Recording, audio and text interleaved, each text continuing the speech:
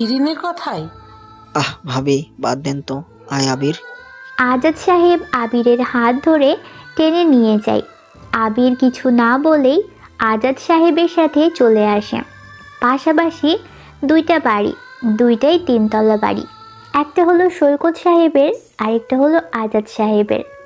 সৈকত আর আজাদ হলো ছোটবেলার বন্ধু, একসাথে বিজনেস কোম্পানি শুরু করে। আর একসাথেই আছে দুজন, সৈকত সাহেবের দুই ছেলে এক মেয়ে, আরাফ, আবির আর আরিতা। আর আজাদ সাহেবের দুই মেয়ে, শিরিন আর ইরিন। ইরিন আবিরের থেকে 3 বছরের ছোট। তবে ছোট থেকেই আবির আর ইরিনের মধ্যে ঝগড়াময় সম্পর্ক ছিল। কিন্তু আবিরের এক কাণ্ডে সে গ্রাম ছেড়ে চলে যায়। 5 বছর পর দেশের বাড়িতে ফিরে এসেছে আবির। যখন আবির গ্রাম ছেড়েছিল তখন আবিরের